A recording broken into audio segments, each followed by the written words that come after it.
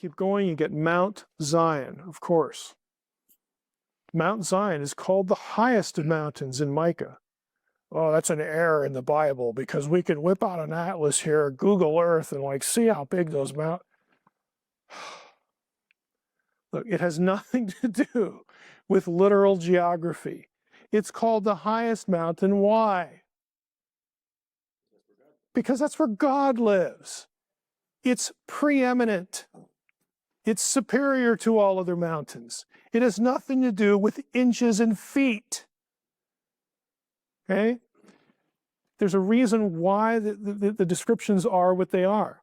Yahweh tabernacles. Okay, the tabernacle was mishkan in Hebrew. The verb is shakan, to dwell. Yahweh is said to tabernacle, okay, on Mount Zion. Again, the terminology is deliberate. It's designed to make you think, because you're an Israelite, you're doing Hebrew, shakan, oh, that God, it sounds like the tabernacle. Like, duh, that's what it's supposed to sound like. It's supposed to take your mind back to that. Again, the temple is very exotic. Flowers, palm trees, gourds, cypress trees, cherubim, lions, pomegranates, all this stuff. That's what the inside, is decorated as. Why? Because they wanted to see if they had a Michelangelo in their midst. Like, who's good at this? Well, it's boring if we don't put anything on it. So no, it's designed to take your memory back to Eden. It's all deliberate. And I don't know how much of this we want to get into specifically, but here you've got the temple. At least this, we're going to have tabernacle and temple. Yeah, I put them both in here, good. So here we have the tabernacle. Again, this is the general outlay of it. And again, this is all, I'm assuming, familiar. You've got the holy place, the most holy place. The most holy place is where the Ark of the Covenant is. You've got other furniture there. They're all numbered here. The temple is a little bit different. You don't have these two pillars in the tabernacle. Those are different features. I don't know if we'll get to really talk about those or not. The bronze sea is different. Week 4, we will probably get to that because that has some really, I want to say strange, but I'll say really cool associations with that. And the altar is much bigger, but it's still outside. So you've got some similarity here. The inner area of the temple had 2 giant cherubim in it. Now, if we go back to the tabernacle in the innermost part has cherubim as well because they're on the lid of the Ark of the Covenant. But in the temple, we've also got 2 giant ones standing side by side, the tips of their wings stretching across to touch each other. The effect of this, here's the Ark of the Covenant, and there are certain passages on the next slide that suggest that what they did after they built the temple was they took the whole tent structure, the tented structure of the holy place that had 2 compartments, holy place, most holy place, and they moved it inside the temple so that the 2 giant cherubim were a seat. This is where God sat, and his feet rested on the ark. This is why the ark becomes known as the footstool. See, back in the days of the tabernacle, it was the place where the Lord would meet Moses between the wings of the cherubim. Okay, that was where God met them. But here it becomes a footstool. And the reason is they essentially slid the whole thing inside to form a throne. Okay, and they added the 2 cherubim for the seat. Again, it's still Edenic imagery. We're not going to click out to that because I don't have my laptop here, but again, this whole idea of moving, there are references to, I'll just give you one instance. I think it was Hezekiah. It's either Hezekiah or Josiah. When they wanted to repair the temple, there's a mention, kind of a throwaway reference to when you repair the temple, you need to be repairing the tent that's there with the temple, they're inside the temple. Well, if you go back to the construction of the temple, you don't have that. There's only one tent that it could be. It's the tent associated with the most holy place inside. But there are a couple of those that really suggest that this is what they did. The promised land in general was also viewed as sacred space. Again, Deuteronomy 32, 8, 9 is kind of an important passage. We don't need to rabbit trail too much on that, but That's the passage where the nations of the world are disinherited by God at Babel, and they are assigned to lesser sons of God, and Israel becomes Yahweh's own portion. There is no Israel yet. Right after Babel is when Abraham is called, there will be an Israel, and that'll be God's place and his people. So the rest of the Old Testament is framed by that event, God's decision to, essentially put a barrier between himself and the nations, and then create a new nation out of nothing for himself. And it worked out geographically. The promised land becomes a sacred space that one enters and leaves. So it's linked to geography. There's even a hint that it's watched by angelic guardians. Now, this is a reference to Joshua 5. Anybody know what that might refer to? Joshua, they're on the verge of going into the land. Who does he meet? Who does he meet at the door? Or who meets him at the door? Before they cross into the land, who does he run into? Yeah, it's the the captain of the Lord's host. And, what he says to Joshua, Joshua asks, are you friend or foe? I'm paraphrasing here. And the answer he gets is, take your shoes off, because the place where you're standing is holy ground. It's the same language at Exodus 3, the burning bush. Gets the same reply, and then Joshua's like, oh, okay, I get it. And he does, because this is the commander of the Lord. So this is the angel of the Lord, because the description there, just a little commentary on this. If you go to Joshua 5, the commander of the Lord's host is described as having his drawn sword in his hand.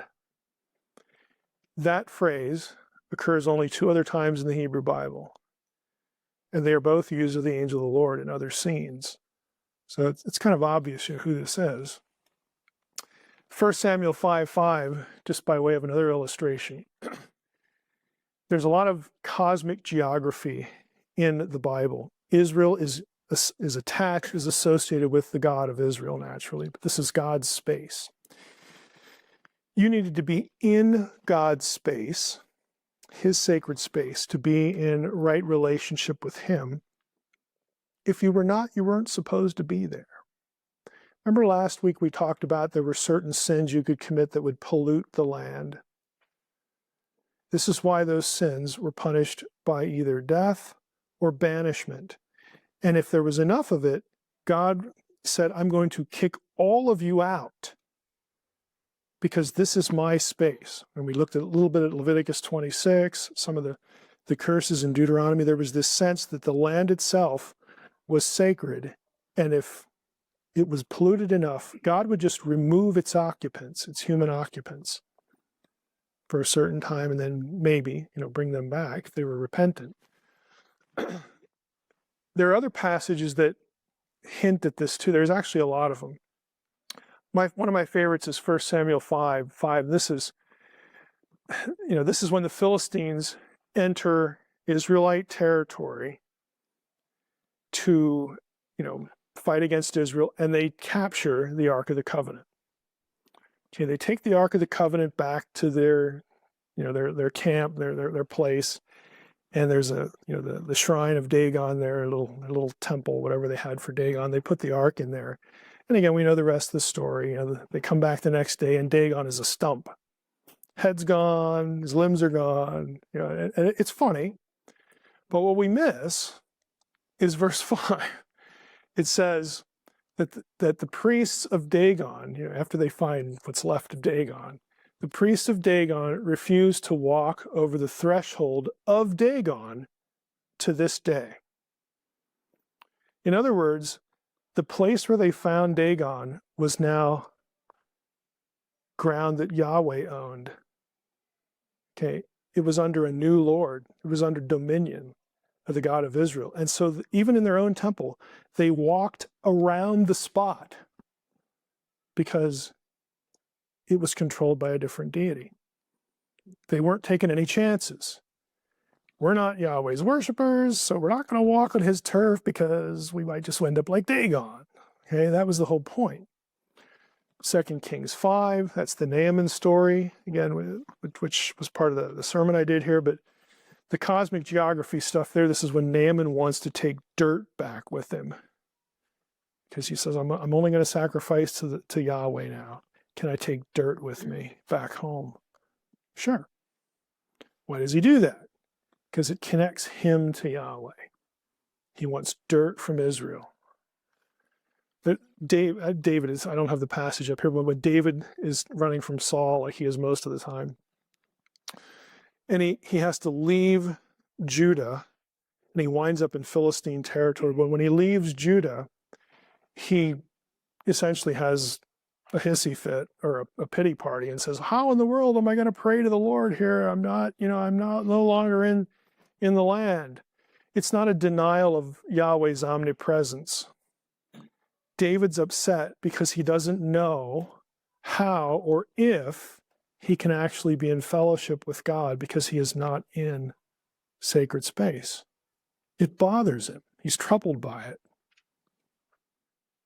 And there's a whole bunch of these kinds of stories in the Old Testament. Now, transition a little bit to New. We mentioned this last time, but you take all these ideas. Think about the verbiage. The tent of the deity, the mountain language, the garden language, tabernacling, the temple. Okay, this language gets drawn into the New Testament in really interesting ways. And we'll park here a little bit on John, a little bit on what Paul says. John portrays Jesus as not only revealing the divine presence in the midst of the temple, this is John chapter 4, by the way, but also replacing the temple as the locus of divine presence. This replacement joins with a number of other implied replacements to form part of a conceptual web that portrays through the narrative the point that Jesus has come as the fulfillment of the plans and purposes of God in the Old Testament revelation. Now, to finish the quote, the various strands of this web include replacements of holy space. So a couple of these references, we'll just start with John 4, the last one. John 4 is the passage where Jesus ticks, the religious leaders off by saying, destroy this temple and I'll raise it up in 3 days. And they're like, you're just a moron because it took us like how many years? They're thinking he's talking about the building that they think God cares about. Not so much. John says he spoke of the temple, which was his body. It's a reference to the resurrection. John 1:51, this is the passage where Jesus has met Nathanael, and Nathanael, can any good thing come out of Nazareth? And, Jesus shows up and he says, basically before I got here, I saw you when you were under the tree and all that. And they have this little exchange. And it says, Nathanael says like, wow, okay, I believe you. And Jesus says, you believe that? You're going to see a whole lot better than this. And he actually says, you will, before it's all over, and I'm paraphrasing, you will see angels ascending and descending upon the Son of Man. Now, the weird thing is, that never happens in the Gospels. You never have an episode where like angels are coming up and down on Jesus. What's it a reference to? Ascending and descending, what does it make you think of? Where have you seen that phrase before? Jacob's ladder. Okay, what's the ladder? Again, if you did a little digging and word study, it's one of these ziggurat kind of buildings. It's the cosmic mountain. It's the place of divine presence. Isn't that what Jesus is? Place of divine presence? So by describing Jacob's epiphany, Jacob's encounter with the God of Israel, they take that language and apply it to Jesus. When do we see angels associated with Jesus? Birth and his death. Especially the death, and which of course winds up in a garden, and Mary supposes that he was the gardener. Again, all of these sort of throwaway descriptions and these sort of like odd cryptic references, they're designed to make people think, okay, now what could that possibly, where have we seen this language before? Jesus is the new Jacob. Why is that important? because Jacob is the one who inherited the promise from Isaac. Jacob is the one who meets God at Bethel. He builds an altar there. Jacob is the one who he's there on the spot where God is. Yahweh's right there next to him, or on top of the ladder, however you want to translate that. All these things about Jacob. Jacob is Israel. That's what he is. Jacob's name is changed to Israel. Jesus is the new Jacob. He is the new Israel. He is the son of God. Israel's called the son of God. Remember when Moses goes in before Pharaoh? Let my people go. Why? Okay, yeah, to go out and sacrifice to me. But in that passage, Israel is called the son of God, singular. Let my son go that he may go out and worship me in the desert. That's the demand put before Pharaoh. Israel is the son, collectively. Well, that's Jesus. Again, all these things tether together conceptually in little words or phrases or pictorial images. And in this case, it's about sacred space. Again, there are just a number of these that you could go to. I'm hurrying here a little bit. The temple, of course, Jesus' body. That's what he is because he's God incarnate. God is living inside the flesh, the body of this man, the incarnation. Again, angels of God coming and going. We'll end here. All of this is transferred to believers, all this language. This is why we are called the temple. This is why we are called the building stones of the temple. This is why Peter says that we tabernacle on this earth in earthen bodies, earthen temples in his epistles. Paul, several places, you collectively are the temple of God, individually you're the temple of God. All of this language is deliberate. You are sacred space. This is the logic or the rationale for how you should treat not only your body, but other believers. You don't violate them, okay? It's sacred space. Of course, you would behave differently here than something that's just common or mundane. Again, that's real quick, but you get this because we are the temple, because we are the body of Christ, and Christ's body is the temple because he was God incarnate. We know all these terms, we know the concepts theologically, but sometimes we know them too well that we don't ever try to see how they kind of connect together and how they build off each other, how they play off each other. And all of this language is ultimately drawn from the Old Testament. So, this is the last slide. So, what should we take away from this about sacred space? I'm hoping, again, that when you catch certain terminology, when you read about places where God visits people, it's a good idea in your Bible study to mark those places down and see what else happens there. Because in many cases, it's not just sort of a one-off. There will be other things that happen at those places, both good and bad, and it sort of propels a story that when those places are part of the story. What people do at certain places, again, good or evil, is significant when you realize that this place was associated with either divine appearance, divine presence, or whatever. It helps explain some of the offense of things that happen in those places, sometimes the severity of the punishment, why this place was important. Because if you don't sort of look at a place's history, it's going to feel kind of random, and it may not be random at all. It may be very intentional, very deliberate. Threshing floors, we didn't even get into this. Threshing floors are like this. There are interesting things that happen at threshing floors. Oh, what's so interesting about that? You take some wheat, you throw it up in the air, and the chaff goes away, and there was stuff that's left you eat, and you pound that off, and you make a kind of a crummy-looking wafer. And no, there are other things that happen at threshing floors. Threshing floors are part of complexes. They're parts of towns. Okay, they have meaning to them. And there are different things that happen there that are theologically kind of significant or interesting. And we don't have all this kind of stuff in our head. So I would encourage you, places are important, place names are important. And in many cases, the writer is trying to, when you read his story here, he's trying to take you mentally somewhere else.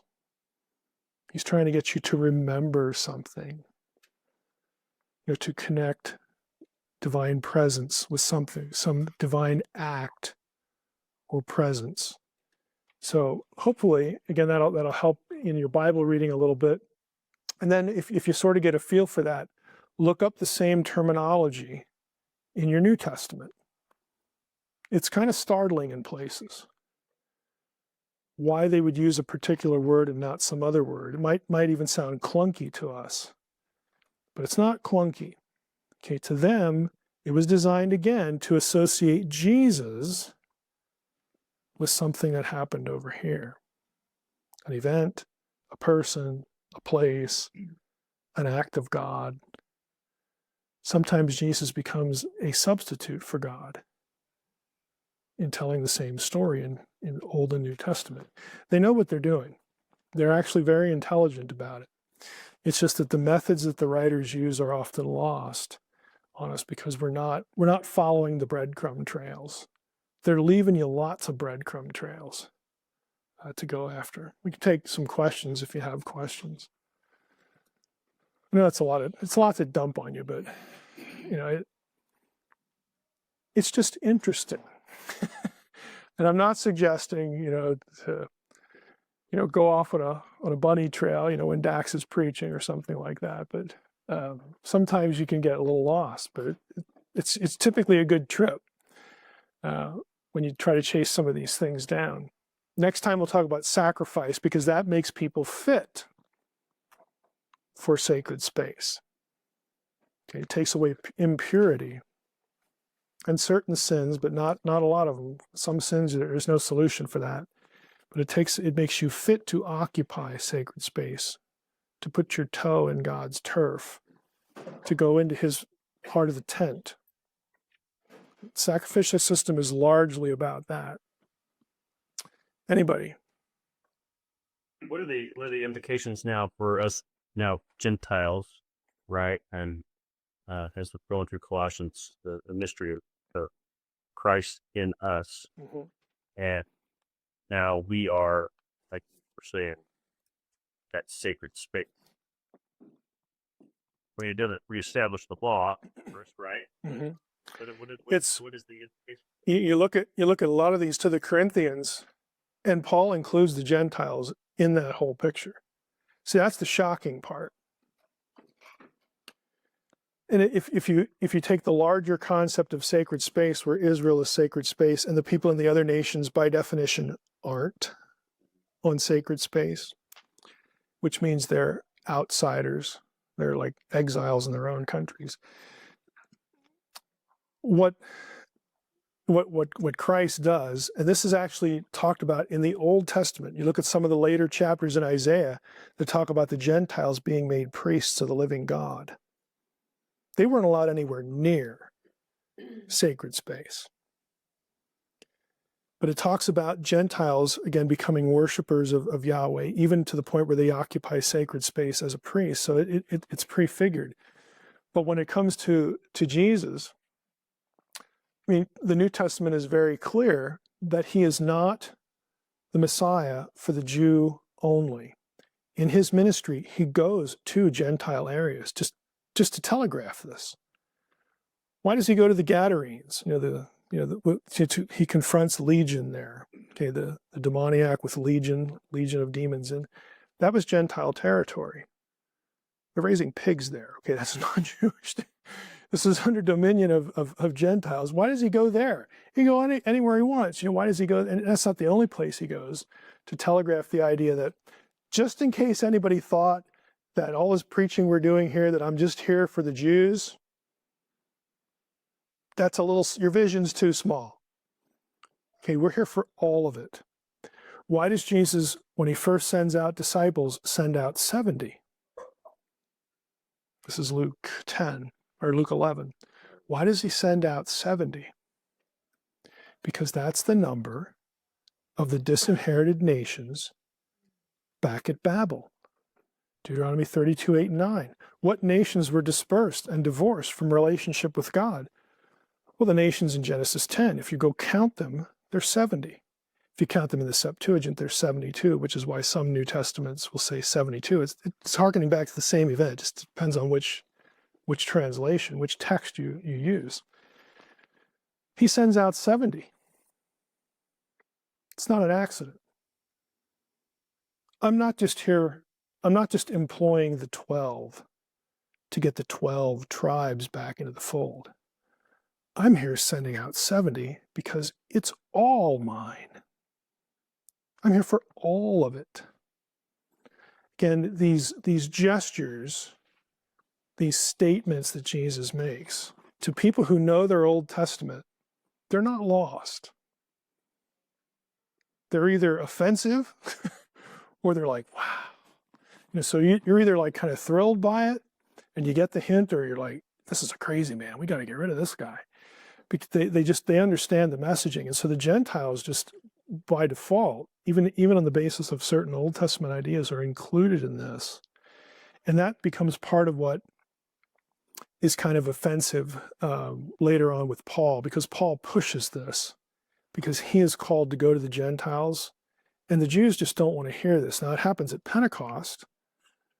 If you track through the nations at Pentecost, all the nations listed at Pentecost or in the book of Acts, including Spain in Paul's writings, the last place he gets to, they are all the nations from the disinherited parts of the world back in Genesis 10.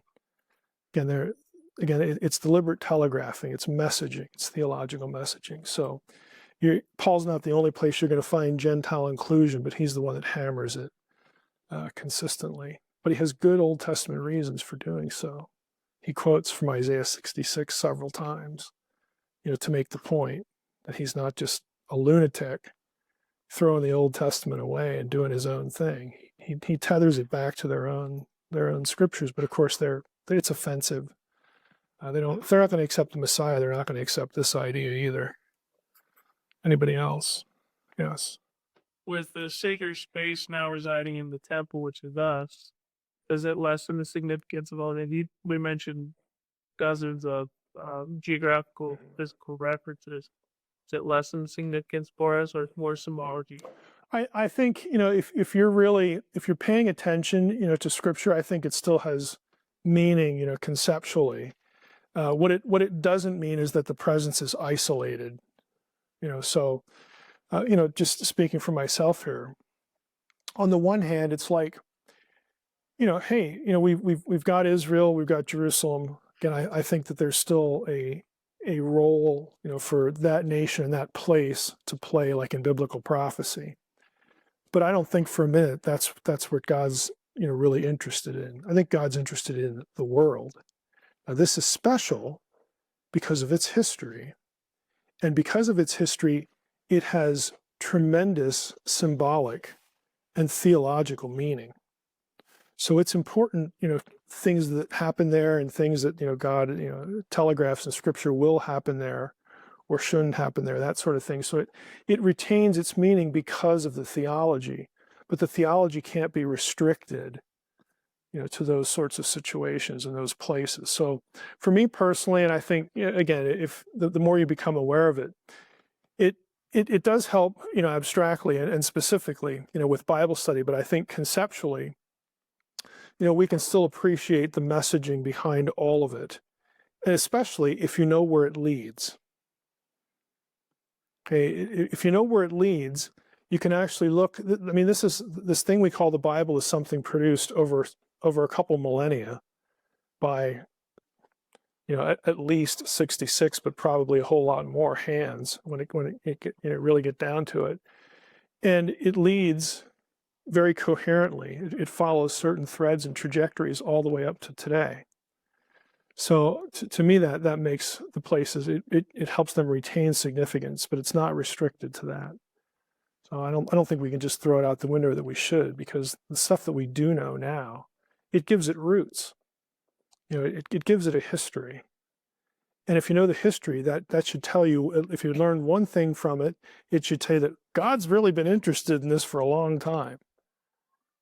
Even longer than Jesus. I mean, he's really been at this for a long time.